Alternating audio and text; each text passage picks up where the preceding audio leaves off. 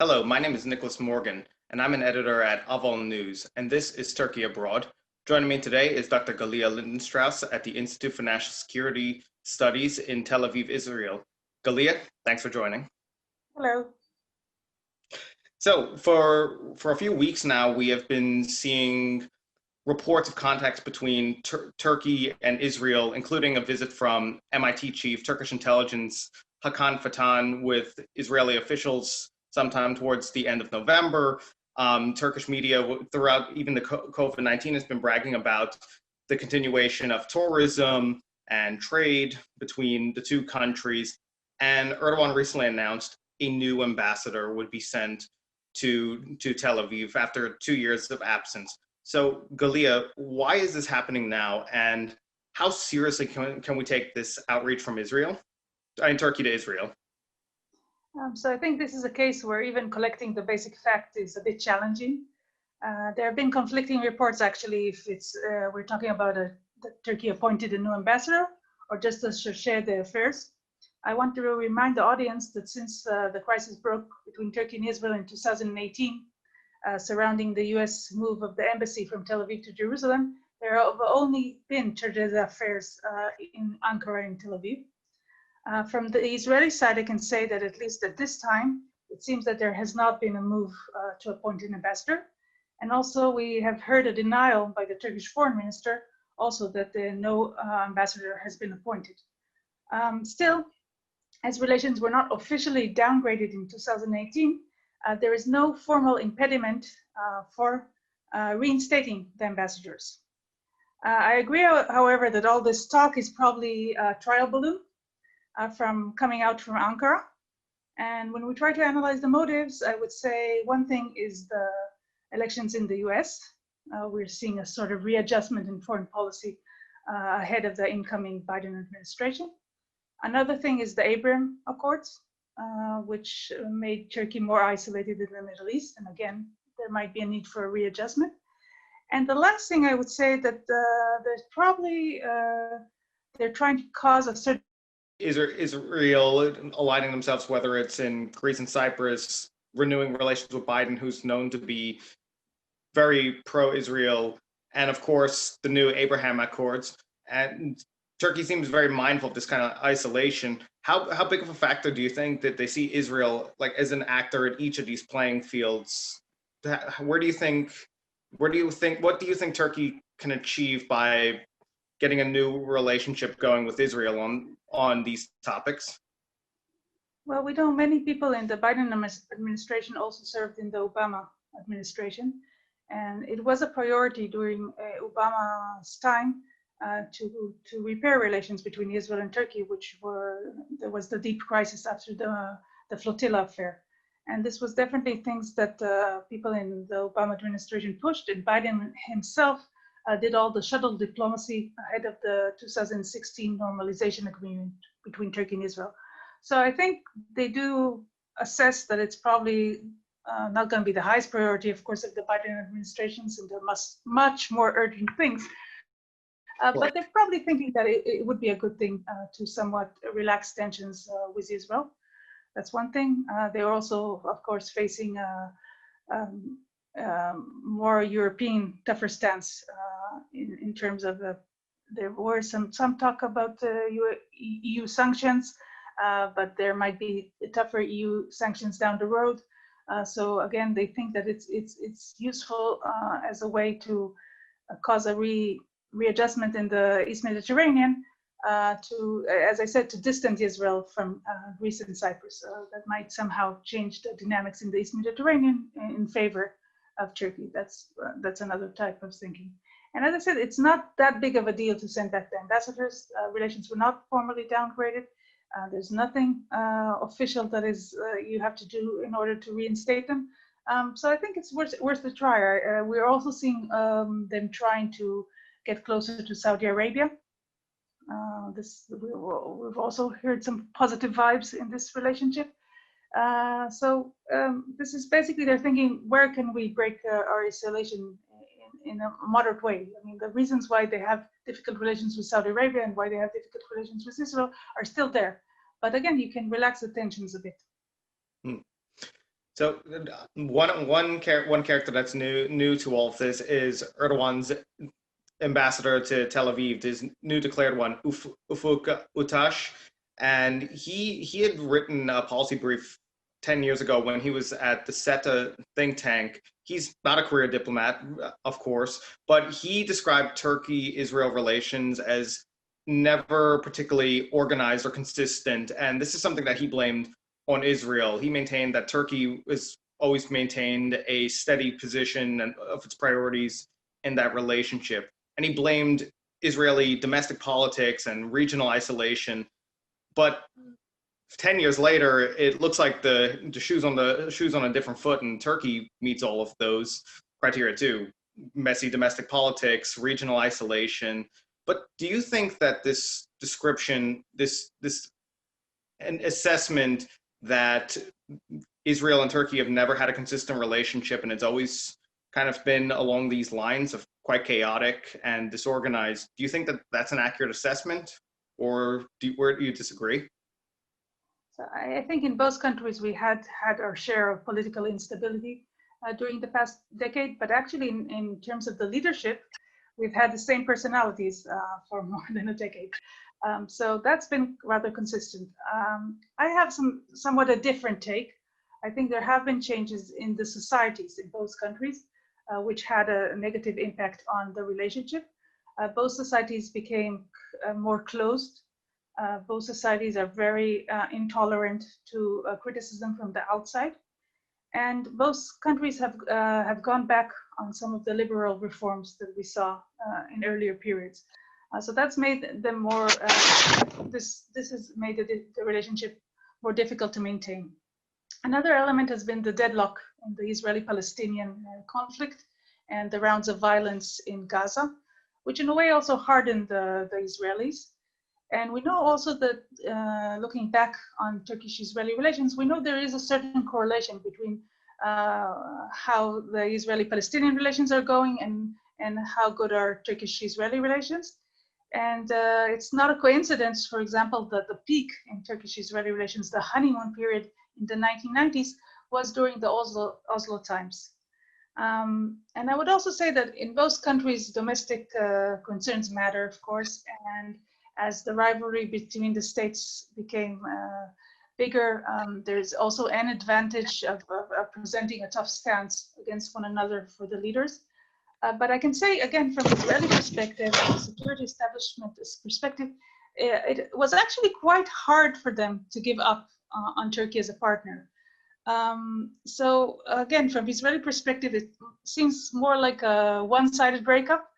And at the end of the day, it was a Turkish decision to cool down its relations with Israel. Wow, that's interesting that you mentioned how Israel felt in response to Turkey downgrading relationships like that. Why do you think was Israel so reluctant to see Turkey back away from them over the years? Was it just some security partnership, or was it for other reasons? I think the dilemmas in Israel-Turkey relations are something that now also we see in the US and in Europe. Turkey, you know, because of its location, because of its strong membership in NATO, its army, you want to have it on your side. There's a lot of advantages if you have Turkey on your side. And Israel gained a lot from its relationship with Turkey in the 1990s. And I would say that in the past decade, Israel managed to compensate the loss of Turkey, but it didn't do it with one relationship. It had to have, it compensated it with different relationships, with Greece, with Cyprus, with some of the Balkan states, with India. I mean, many of the, so for example, the military sales that used to go to Turkey went to India. We see now with the UAE, some of the cooperation that was going on. So to compensate just for one country, Israel had to go to many other directions. I mean, it showed flexibility in this manner, but at the end of the day, it was a loss. One other interesting point that you also mentioned just before was that even if a lot has changed in the last decade between Turkey and Israel, the leadership is essentially still the same. And now that they put up this trial balloon, see if they can tone down some tensions, do you think the relationship between Erdogan and Netanyahu is going to, do you think that the state it's in will prevent Turkey-Israel relations from really improving and that it won't really happen until there's new leadership? Or is there something else going on that we should keep in mind? Yes, I think definitely there's a high level of suspicion between Erdogan and Netanyahu, and that this has even deteriorated further from the perspective of Israel. The fact that the normalization deal held for less than 2 years after it was signed was again a sort of Turkish betrayal. But these two leaders are also very pragmatic. That's one of the reasons they have been so long in power. They know how to maneuver, and when they think it's better to cooperate, they do so. And again, going back to the normalization agreement, then they thought it was good for them to talk about the gas issue. And that was one of the things that pushed the normalization agreement. Since then, it doesn't seem, the prospect of building a pipeline from Israel to Turkey does not seem, I don't think it will materialize. But again, it shows that when they wanted to cooperate at the natural gas, they did manage to move towards signing an agreement. So I don't think it's necessarily a hurdle having these leaders in power. Definitely, even if we get back the ambassadors, that does not mean a magic cure for the relationship. But there is value in having ambassadors and having the state of normalcy. So I do hope it happens because I think it is a viable aim. One thing that it makes me think about when it comes to the relationship between the two men is that they're both heading to, Israel's potentially heading towards another election soon, the fourth one in the last year, with the relations between the coalition government right now breaking down. And then, of course, Erdogan is in a bit of a precarious domestic situation himself. Some of my Israeli contacts have told me in relation to Turkey that one of their biggest problems is the anti-Israel rhetoric that tends to take place during Turkish elections or from Erdogan himself, and it's something that's a block on relations. If Erdogan is in this domestic pickle of sorts, and so is Netanyahu, it does strike me that we're going to see probably, or at least the potential of maybe more tension before anything. What do you think? I think it's not a big issue now in the agenda of both countries. You see Turkey now, the crisis is bigger now with Greece and with Cyprus relations and also with the UAE. The criticism towards Israel is still there, but it's not the flashpoint currently. It's true that Israel is also going to elections, but again, in light of the coronavirus, in light of Netanyahu's legal issues, it's again not in the highest priority.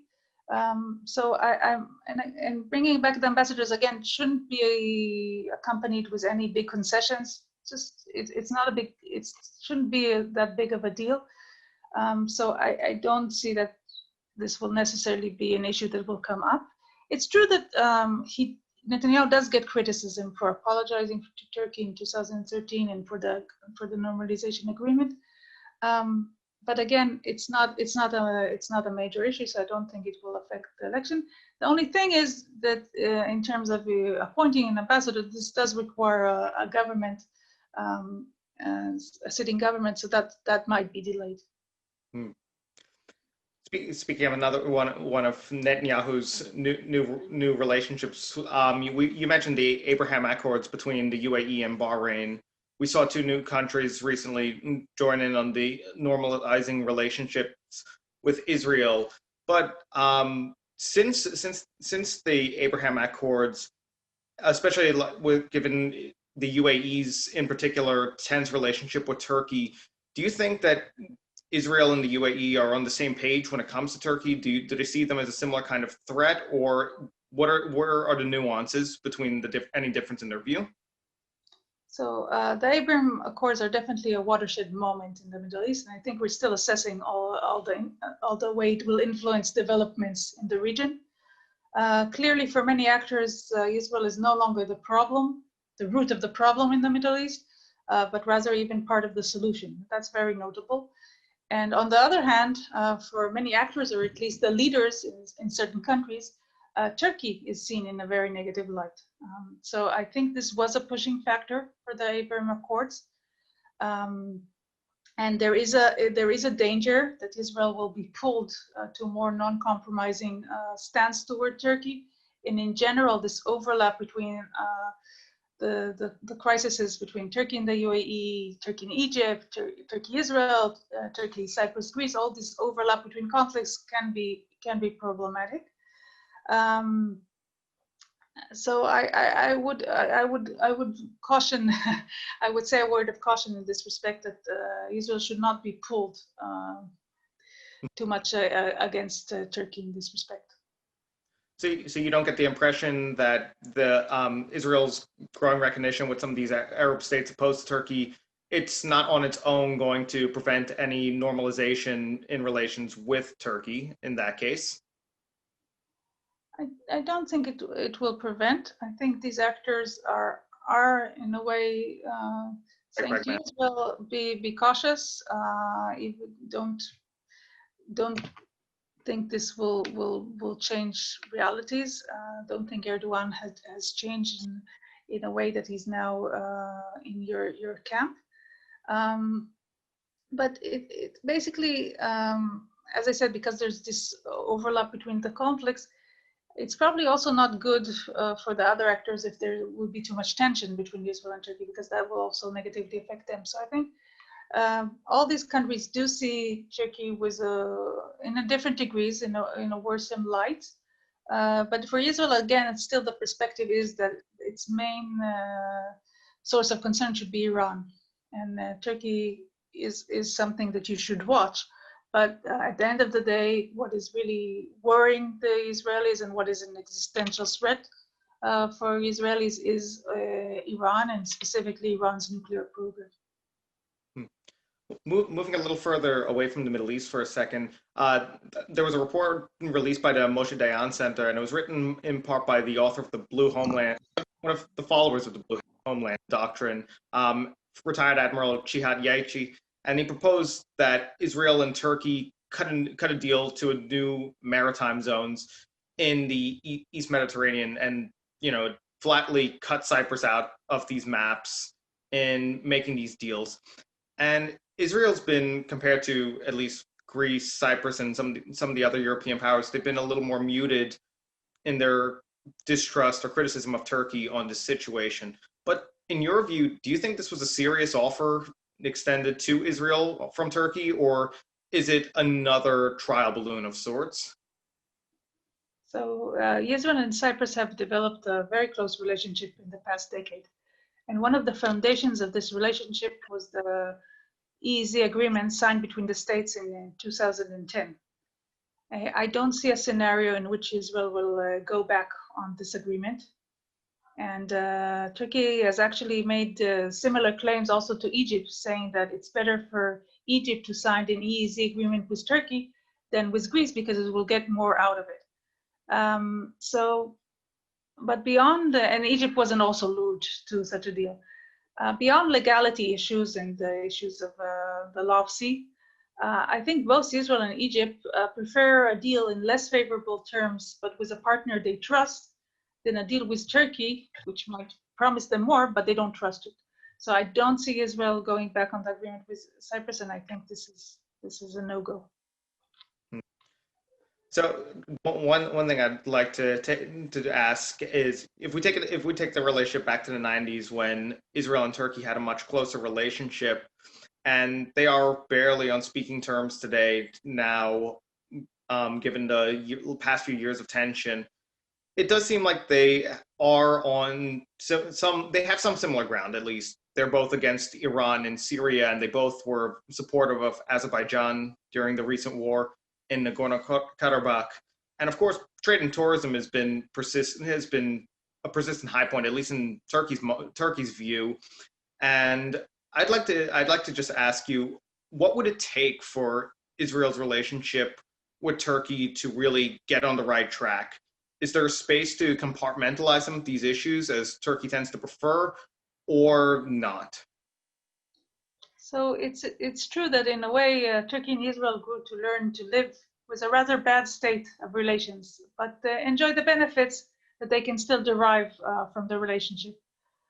But there is a danger in trying to maintain such a delicate balance. And while I see Turkey as a persistent rival to Israel, I would not like to see the relationship deteriorate further. So that's why I said earlier that I think the return of the ambassadors is a feasible aim, and that both states should aspire to achieve this aim. But as I also mentioned, it's not going to cure the deep suspicion between the sides.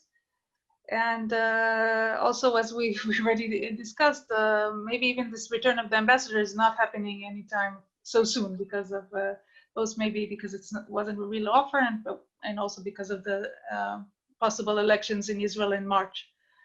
From the perspective of Israel, I think that one way Turkey can show its goodwill is if it works harder in trying to halt Hamas military activities taking place on its soil, or at least its orchestrating of terror attacks in the West Bank and in Israel. And that these plans and preparations are taking place on Turkish soil. From Turkey's side, Turkey says all the time that it only supports Hamas politically, and that you cannot reach a viable solution to the Israeli-Palestinian conflict without including Hamas, and that maybe, I mean, sometimes there's even talk about Turkey sort of possibly even mediating at one point between Hamas and Israel, or we do know that it's already mediating between Hamas and the PLO to try to get a reconciliation agreement inside the Palestinian society. But I mean, there have been reports that these military activities are happening on Turkish soil, and if Israel sees a change in this aspect, I think this would be a very welcome development from Israel. And I think this is something that, again, is possible because Turkey says it's against terror and that you shouldn't differentiate between different terror organizations. And of course, from Israeli perspective, Hamas is a terror organization. Unfortunately, I don't think a major change in relations for the better will happen anytime soon. But again, if we manage to keep these countries in a basically a cooperative mood, at least when there are urgent issues that need cooperation, I think we should suffice with that. Dr. Gallia Lindenstrauss, it was a pleasure to have you on to talk about this relationship today. I look forward to inviting you back sometime soon for more here in the event of any new updates. And I really hope that you'd be happy to rejoin. Thank you very much. And I wish also the listeners a happy and healthy 2021. Thank you very much. Happy, healthy 2021 to you as well. Thank you. My name is Nicholas Morgan, and this is Turkey Abroad.